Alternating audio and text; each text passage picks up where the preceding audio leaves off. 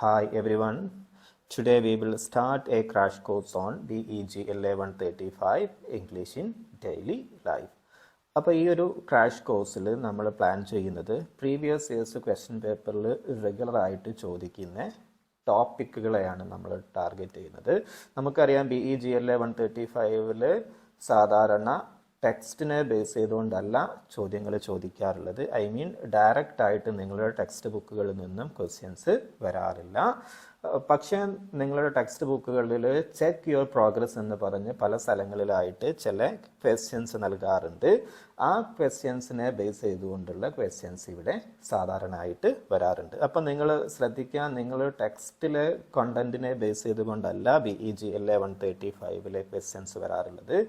Purely grammar based ആണ്, except few short note or paragraph questions. ആ paragraph ക്വസ്റ്റ്യൻസും short നോട്ട്സും സാധാരണ വരാറുള്ളത് അതും ജനറൽ ടൈപ്പ് ക്വസ്റ്റ്യൻസ് ആണ്, നിങ്ങളുടെ ടെക്സ്റ്റിനെ ബേസ് ചെയ്തുകൊണ്ട് അല്ല. അപ്പോൾ നമ്മൾ ഈ ഒരു ക്രാഷ് കോഴ്സിനെ ഫ്രെയിം ചെയ്തിട്ടുള്ളത്, സിലബസിനെ ഫ്രെയിം ചെയ്തിട്ടുള്ളത് നിങ്ങളുടെ ക്വസ്റ്റ്യൻ പേപ്പറിനെ ബേസ് ചെയ്തുകൊണ്ടാണ്. പ്രീവിയസ് ഇയേഴ്സിൽ റെഗുലറായിട്ട് ചോദിക്കുന്ന ഏരിയാസിനെ നമ്മൾ ഐഡൻറ്റിഫൈ ചെയ്ത് ആ ഏരിയാസിനെയാണ് നമ്മൾ ഈ ഒരു സിലബസിൽ ഉൾപ്പെടുത്തിയിട്ടുള്ളത്. അപ്പം നമുക്ക് ക്രാഷ് കോഴ്സിൻ്റെ സിലബസിനെ ഞാൻ ആദ്യം ഒന്ന് ഇൻട്രൊഡ്യൂസ് ചെയ്യാം. റീഡിംഗ് കോംപ്രിഹെൻഷൻ ആണ് സിലബസിലെ first topic. Then form of verbs, then active and passive voice, then preposition, then articles, modal auxiliary verbs, phrasal verbs, short notes, conversation or dialogues, then speech, diary entry. These are the topic that we are going to discuss throughout the crash course. അപ്പോൾ ഇത്രയും ടോപ്പിക്കാണ് നമ്മൾ ഉദ്ദേശിക്കുന്നത്. ഇനി നമ്മൾ ഓരോ ടോപ്പിക്കും നമ്മൾ discuss ചെയ്യുകയാണ്, ഓരോ ഏരിയാസും നമ്മൾ ഡിസ്കസ് ചെയ്യുന്നുണ്ട്, ഏത് രൂപത്തിലാണ് ക്വസ്റ്റ്യൻ പേപ്പറിൽ സാധാരണ ചോദിക്കാറുള്ളത് എന്ന്. ഓക്കെ, അപ്പോൾ ഒന്ന് ഫസ്റ്റ് നോക്കാം നമുക്ക് റീഡിംഗ് കോംപ്രിഹെൻഷൻ. ഇതൊരു റെഗുലർ ക്വസ്റ്റ്യൻ ആണ് റീഡിംഗ് കോംപ്രിഹെൻഷൻ എന്ന് പറയുന്നത്. ഈ ഒരു ക്വസ്റ്റ്യന് സാധാരണ 30 മാർക്കാണ് ഈ ഒരു ക്വസ്റ്റ്യന് സാധാരണ വരാറുള്ളത്. കാരണം റീഡിംഗ് കോംപ്രിഹെൻഷനിൽ ഷോർട്ട് ആൻസേഴ്സ് ഉണ്ടാവാറുണ്ട്, അതുപോലെ തന്നെ പിന്നെ വൺ വേർഡ് ഷോർട്ട് ആൻസേഴ്സ് ഉണ്ടാവാറുണ്ട്, അതുപോലെ തന്നെ വൺ വേർഡ് ആൻസേഴ്സ് ഉണ്ടാവാറുണ്ട്, പാരഗ്രാഫ് ടൈപ്പ് ക്വസ്റ്റ്യൻസ് ഉണ്ടാവാറുണ്ട്. അപ്പോൾ ഈ ഒരു ഡിഫറെൻറ്റ് ടൈപ്സ് ഓഫ് ക്വസ്റ്റ്യൻസ് ആണ് സാധാരണ ഈ ഒരു റീഡിംഗ് കോംപ്രിഹെൻഷൻ പാർട്ടിൽ വരാറുള്ളത്.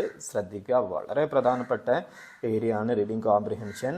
30 മാർക്കാണ് സാധാരണ ഈ ഒരു ഏരിയാസിൽ നിന്നും വരുന്നത്. ഓക്കെ, പിന്നെ ഇത് നിങ്ങൾ ശ്രദ്ധിക്കേണ്ട ഒരു പ്രൈമറി ടെക്നിക്ക് എന്ന് പറഞ്ഞാൽ you have to read the question first, then you have to read the passage. അപ്പോൾ റീഡിംഗ് കോംപ്രിഹെൻഷൻ ക്വസ്റ്റ്യൻ സോൾവ് ചെയ്യുന്ന സമയത്ത് ഫസ്റ്റ് നിങ്ങൾ ശ്രദ്ധിക്കേണ്ട കാര്യം you have to read the question first, then the passage. അപ്പോൾ ഇവിടെ ശ്രദ്ധിക്കേണ്ട ഒരു കാര്യം, ഫസ്റ്റ് ക്വസ്റ്റ്യൻ നിങ്ങൾ റീഡ് ചെയ്യുന്ന സമയത്ത് ഫസ്റ്റ് റീഡിങ്ങിൽ തന്നെ നിങ്ങൾക്ക് ക്വസ്റ്റ്യൻ പേപ്പർ അല്ലെങ്കിൽ ക്വസ്റ്റ്യൻസിലെ കീവേഡ് വെച്ചുകൊണ്ട് പാസേജിൽ എവിടെയാണോ അതിൻ്റെ ആൻസേഴ്സ് ഇരിക്കുന്നത് ആ ഒരു സ്പോട്ടിനെ എന്ത് ചെയ്യാൻ പറ്റും, നിങ്ങൾക്ക് ഐഡൻറ്റിഫൈ ചെയ്യാൻ പറ്റും. ഓക്കെ, അപ്പോൾ അത് പ്രത്യേകം ശ്രദ്ധിക്കുക. രണ്ടാമത്തേതാണ് ഫോംസ് ഓഫ് വെർബ്. നമുക്കറിയാം നിങ്ങൾ അല്ലേ, ഈ ഒരു സാധാരണ ക്വസ്റ്റ്യൻസ് 5 മാർക്കിനുള്ള ക്വസ്റ്റ്യൻസ് ആണ് ഈ ഒരു ടോപ്പിക്കിൽ നിന്ന് ക്വസ്റ്റ്യൻ ആണ് സാധാരണ ഫോംസ് ഓഫ് വെർബ് വരാറുള്ളത്. അപ്പോൾ ഇവിടെ നിങ്ങൾ വെർബിൻ്റെ ഫോം തന്നിട്ടുണ്ടായിരിക്കും, ബേസ് ഫോം ആയിരിക്കും തന്നിട്ടുണ്ടാവുക. ഇവിടെ നിങ്ങൾക്ക് കാണാം, ഈ ഒരു ബോക്സിൽ തന്നിട്ടുള്ളത് നിങ്ങൾക്ക് കാണാൻ സാധിക്കും. ഇത് വെർബിൻ്റെ ബേസ് ഫോം ആണ് അല്ലേ. വെർബിന് ഡിഫറെൻ്റ് ഫോമുകളാണ് വരുന്നത്. ഏതൊക്കെ? Base form, S form, ING form, past form, past participle form അല്ലെ. ഇങ്ങനെ വെർബിന് ഡിഫറെൻറ്റ് ഫോമുകളുണ്ട്. അപ്പോൾ ഇവിടെ നിങ്ങൾ ക്വസ്റ്റ്യൻ പേപ്പറിൽ ബേസ് ഫോം ആയിരിക്കും നിങ്ങൾക്ക് നൽകുന്നത്.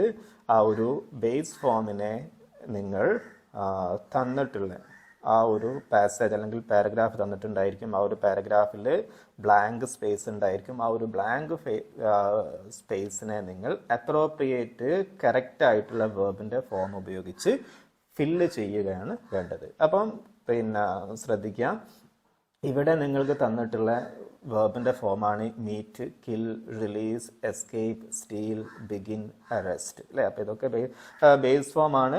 ഇത് നിങ്ങൾ സെൻറ്റൻസിന് ഏത് വെർബിൻ്റെ ഫോമാണോ ആപ്റ്റ് ആവുന്നത്, കറക്റ്റ് ആവുന്നത് അതനുസരിച്ച് ഫില്ല് ചെയ്യാനുള്ളതാണ്. ഓക്കെ, ഇവിടെ ഞാൻ ക്വസ്റ്റ്യൻസിന് ആൻസേഴ്സ് തന്നിട്ടുണ്ട്. ബിഗിൻ എന്നുള്ളത് എന്തായിട്ട് മാറും? അതിൻ്റെ പാസ്റ്റ് ഫോമിലേക്കായിട്ട് മാറും, ബിഗാൻ. അതുപോലെ തന്നെ steal, stole. Arrest was arrest, അതുപോലെ തന്നെ release was released, meet met അല്ലെ. അപ്പം ഇത് സെൻറ്റൻസിൻ്റെ നേച്ചർ അനുസരിച്ചുകൊണ്ട് വേർബിൻ്റെ ഏത് ഫോമാണോ ആ ഒരു ഫോം നിങ്ങൾ ഫിക്സ് ചെയ്യാനുള്ളതാണ്. അപ്പോൾ ഇതിനെക്കുറിച്ചൊക്കെ നമ്മൾ ഡീറ്റെയിൽഡ് ആയിട്ട് എന്തുകൊണ്ടാണ് വേർബിൻ്റെ പ്രസൻറ്റ് ഫോം ഉള്ളത്, എന്തുകൊണ്ട് പാസ്റ്റ് ആവുന്നു, എന്തുകൊണ്ടാണ് വാസ് അറസ്റ്റഡ് ആവുന്നത്, ഇല്ല ഇതൊക്കെ നമ്മൾ ഡീറ്റെയിൽഡ് ആയിട്ട് നമ്മുടെ പിന്നീട് വരാനിരിക്കുന്ന വീഡിയോസിൽ നമ്മൾ തീർച്ചയായിട്ടും ചർച്ച ചെയ്യുന്നതാണ്. ഓക്കെ, ഇനി active voice and passive voice അല്ലേ. അപ്പോൾ ഇവിടെ നിങ്ങൾ ശ്രദ്ധിക്കണം, active voice and passive voice ചോദിക്കാറുള്ള ക്വസ്റ്റ്യൻ ആണ്. അപ്പോൾ ഇതിൽ വോയിസ് എന്ന് പറഞ്ഞാൽ വേർബിൻ്റെ ഡിഫറെൻ്റ് ഫോമുകളെയാണ് വോയിസ് എന്ന് പറയുന്നത്. രണ്ട് ടൈപ്പ് ഓഫ് വോയിസുകളാണ്, ആക്റ്റീവ് വോയിസും പാസീവ് വോയിസും. ഇവിടെ നിങ്ങൾ ശ്രദ്ധിക്കേണ്ട ഒരു കാര്യമുണ്ട്, രണ്ട് രൂപത്തിൽ ക്വസ്റ്റ്യൻ നിങ്ങൾ ചോദിക്കാൻ ചാൻസ് ഉണ്ട്. ഒരു ടൈപ്പ് ഇങ്ങനെയാണ്, ആക്റ്റീവ് വോയിസ് ഉള്ള സെൻറ്റൻസ് തരും, അതിനെ പാസീവ് വോയിസിലേക്ക് മാറ്റാൻ പറയും, അല്ലെങ്കിൽ പാസീവ് വോയിസ് ആയിരിക്കും തന്നിട്ടുണ്ടാവുക. ആ പാസീവ് വോയിസ് ഉള്ള സെൻറ്റൻസിനെ നിങ്ങൾ ആക്റ്റീവ് വോയിസിലേക്ക് കൺവേർട്ട് ചെയ്യാനാണ് തരുന്നത്. അല്ലെങ്കിൽ നിങ്ങളോട് പറയുന്നത് സാധാരണ ചോദിക്കുന്ന പോലെ നിങ്ങളോട് പറയും, ഇവിടെ അല്ലേ പ്രീവിയസ് ക്വസ്റ്റ്യൻ പേപ്പറിൽ ചോദിച്ച പോലെ കാണാം, ഡിസംബർ 2022 ടേം ആൻഡ് എക്സാമിനേഷന് ചോദിച്ചിട്ടുള്ള ക്വസ്റ്റ്യൻ ആണ്, fill in the blanks with correct active or passive voice form of the verbs given in the bracket. അപ്പോൾ വെർബിൻ്റെ ആക്റ്റീവ് വോയിസ് ഫോമും അല്ലെങ്കിൽ പാസീവ് വോയിസ് ഫോമോ ഉപയോഗിച്ചിട്ട് ഫില്ല് ചെയ്യാനാണ് നിങ്ങളോട് പറയുക അല്ലേ. ഒന്നെങ്കിൽ നിങ്ങളോട് ഇങ്ങനെ ഫിൽ ഇൻ ദ ബ്ലാങ്ക്സ് തന്നിട്ട് വെർബിൻ്റെ ആക്റ്റീവ് വോയിസ് ഫോമോ അല്ലെങ്കിൽ വെർബിൻ്റെ പാസീവ് വോയിസ് ഫോമോ ഉപയോഗിച്ചിട്ട് ഫില്ല് ചെയ്യാനാണ് പറയുക. അപ്പോൾ ഇവിടെ നിങ്ങൾ ശ്രദ്ധിക്കുന്നത് എന്താണ് ആക്റ്റീവ് വോയിസും പാസീവ് വോയിസും ഫസ്റ്റ് അല്ലേ. ആക്റ്റീവ് വോയിസ് വരുന്ന സെൻറ്റൻസ് എങ്ങനെയാണ്, പാസീവ് വോയിസ് ആയിട്ട് വരുന്ന സെൻറ്റൻസ് എങ്ങനെയാണ് വരുന്നത് എന്ന് മനസ്സിലായി കഴിഞ്ഞാൽ ആ വേർബിനെ പെട്ടെന്ന് എന്ത് ചെയ്യാൻ പറ്റും, ഐഡന്റിഫൈ ചെയ്യാൻ പറ്റും. അപ്പോൾ ഇവിടെ ശ്രദ്ധിക്കേണ്ട ഒരു കാര്യം സിമ്പിളാണ്. ആക്റ്റീവ് വോയിസ് എന്ന് പറഞ്ഞാൽ അവിടെ സബ്ജക്റ്റ് ആക്റ്റീവ് ആയിരിക്കും, സെൻറ്റൻസിൻ്റെ തുടക്കത്തിൽ തന്നെ സബ്ജക്റ്റ് വരും. പാസീവ് വോയിസ് എന്ന് പറഞ്ഞാൽ ഇവിടെ സബ്ജക്റ്റ് പാസീവ് ആയിരിക്കും, സബ്ജക്റ്റിൻ്റെ സ്ഥാനത്ത് ആരായിരിക്കും വരുന്നത്, ഒബ്ജക്റ്റ് ആയിരിക്കും. ഫോർ എക്സാമ്പിൾ നോക്കുക നിങ്ങൾ, ഇവിടെ ആക്റ്റീവ് വോയിസ് സബ്ജക്റ്റിൻ്റെ സ്ട്രക്ചർ കണ്ടോ, സബ്ജക്റ്റ് ആയിരിക്കും ആദ്യം വരുന്നത്, പിന്നെ വെർബ് ആയിരിക്കും, പിന്നെ ഒബ്ജക്റ്റ് ആയിരിക്കും വരുന്നത്. പാസീവ് വോയിസ് ആണ് നേരെ തല തിരിച്ചാണ് വരുന്നത്, എവിടെ ലാസ്റ്റുള്ള ഒബ്ജക്റ്റ് എവിടെ വരും, സബ്ജക്റ്റിൻ്റെ സ്ഥാനത്ത് വരും വെർബ്, പിന്നെ ഒബ്ജക്റ്റിൻ്റെ സ്ഥാനത്ത് സബ്ജക്റ്റ് വരും. അപ്പോൾ ഇവിടെ ശ്രദ്ധിക്കേണ്ട ഒരു കാര്യമുണ്ട്, ഒബ്ജക്റ്റ് ഫസ്റ്റ് വരുന്ന സമയത്ത് നമ്മൾ ഒബ്ജക്റ്റിന് ശേഷം നമ്മൾ ഏത് ഉപയോഗിക്കണം, വേർബിൻ്റെ ഏത് പ്രത്യേകം ശ്രദ്ധിക്കണേ. അടുത്ത questions previous question paper questions ഞാൻ സോൾവ് ചെയ്തത് കാണിക്കും, ആ സമയത്ത് ആ ക്വസ്റ്റ്യനുള്ള ആൻസറാണ് ഞാൻ ഇവിടെ പറയുന്നത്, എക്സ്പ്ലനേഷൻ ആണ് ഇവിടെ പറയുന്നത്. അപ്പം പാസീവ് വോയിസ് എന്ന് പറഞ്ഞാൽ ആദ്യം ഒബ്ജക്റ്റ് വരണം, ഒബ്ജക്റ്റിന് ശേഷം വേർബിൻ്റെ ബി ഫോമാണ്, ഈസ്, ആറ്, ആമ് അല്ലേ. ഇതൊക്കെയാണ് സാധാരണ ബിയുടെ വ്യത്യസ്ത ഫോമുകൾ. അപ്പം ഒബ്ജക്റ്റിന് ശേഷം ഈസോ, ആറോ, ആമോ, ഹാസോ, ഹാവോ ഈ ഒരു വേർബിൻ്റെ വ്യത്യസ്ത ഫോമുകൾ വരണം.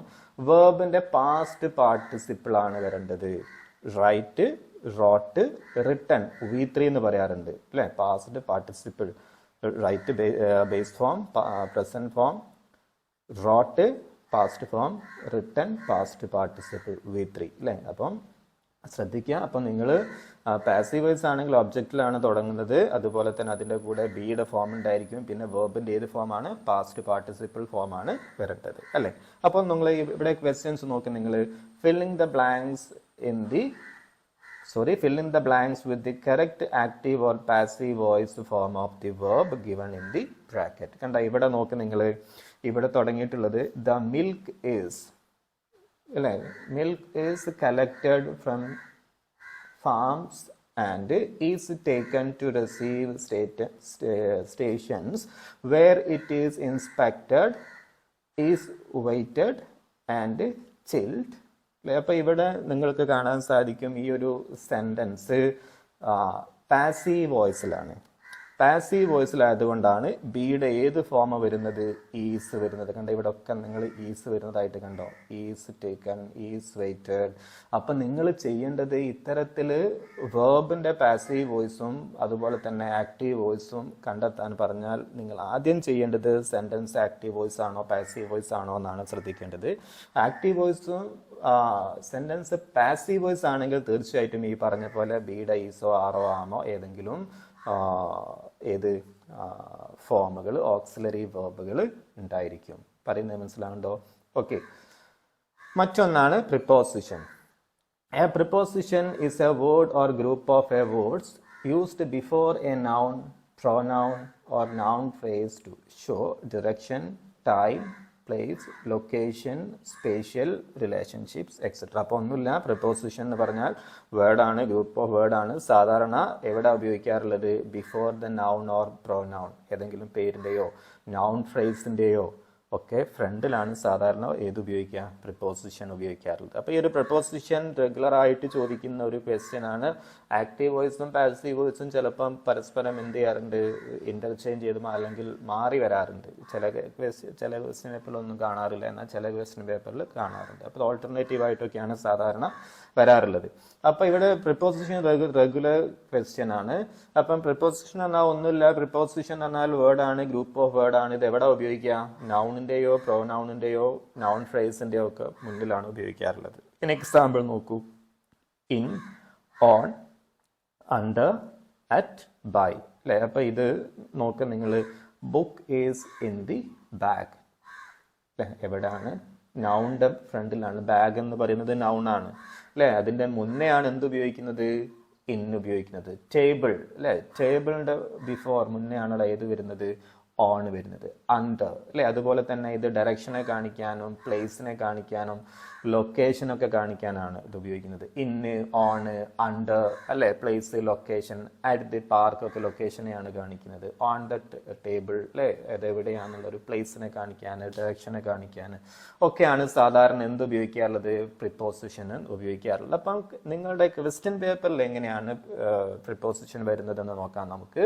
ഇവിടെ കാണാം, fill in the blanks with appropriate preposition. ഈ രൂപത്തിലാണ് ക്വസ്റ്റ്യൻസ് വരുന്നത്. അതും 5 മാർക്കിനുള്ള 5 ക്വസ്റ്റ്യൻസ് ആണ് സാധാരണ വരാറുള്ളത്. അപ്പോൾ ഇവിടെ നിങ്ങൾക്ക് കാണാം, I have given myself dash the end of November to finish the project, അല്ലേ? അപ്പോൾ ഇവിടെ ശ്രദ്ധിക്കുക, until.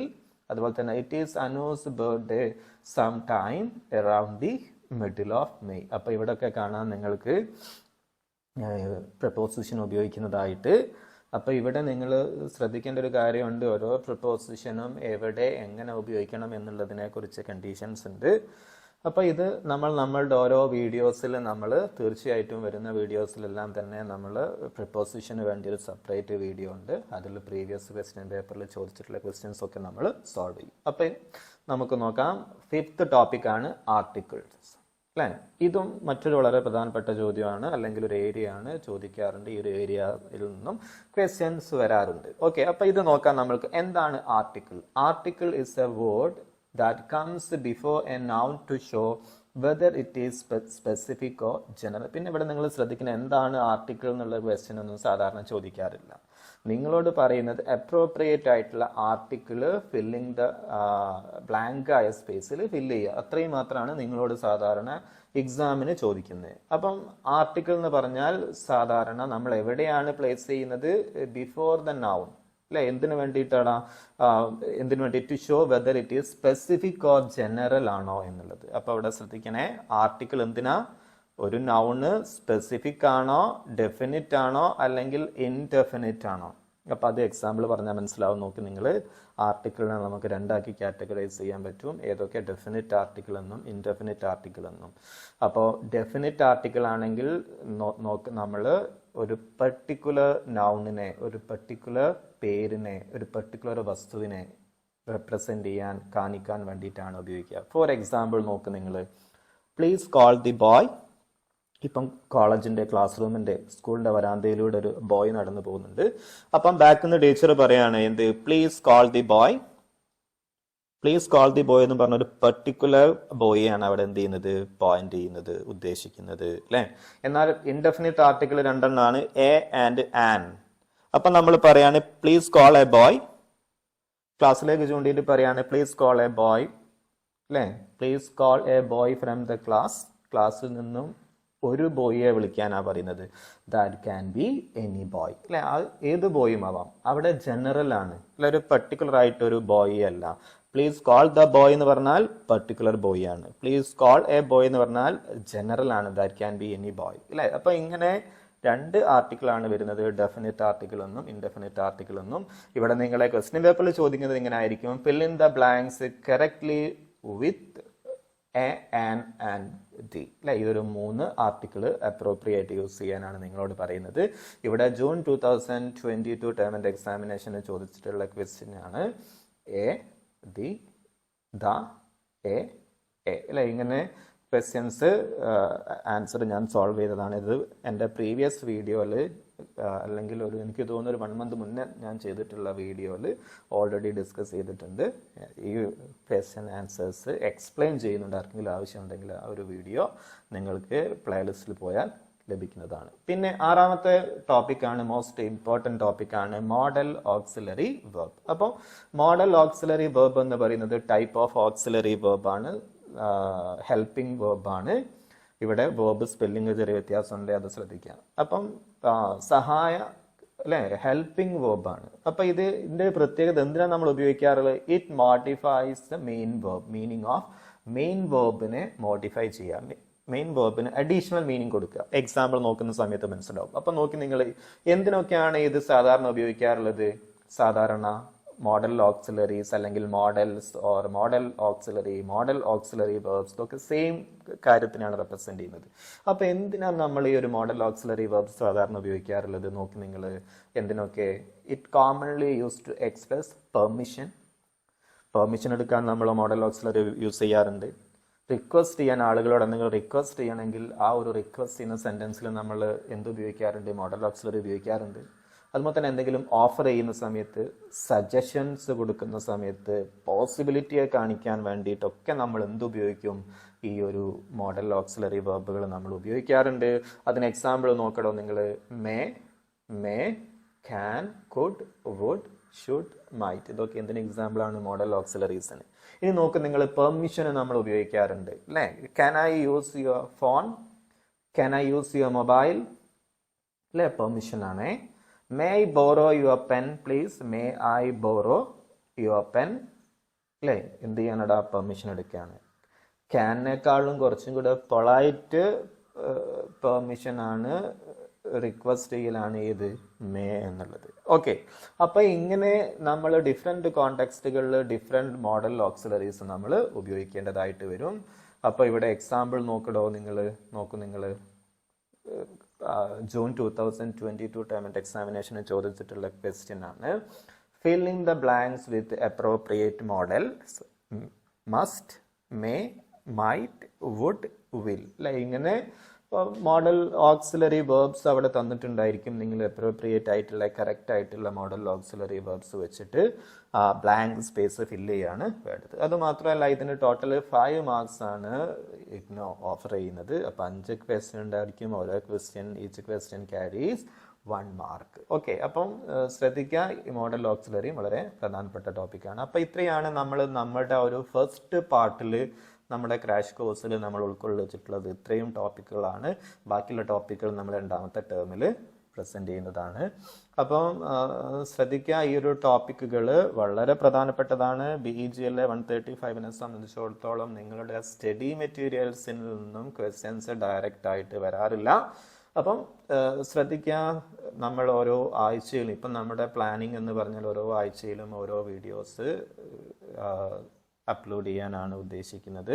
അപ്പോൾ ഓരോ ടോപ്പിക്കിലും ടോട്ടൽ 11 പോയിന്റുകളാണ്, ഏരിയയാണ് ഐഡൻറ്റിഫൈ ചെയ്തത്. ആ 11 ഏരിയയിലും 11 വീഡിയോസാണ് നമ്മൾ പ്രസൻറ്റ് ചെയ്യാൻ ഉദ്ദേശിക്കുന്നത്. Anyway, now let us stop here. Have a nice day.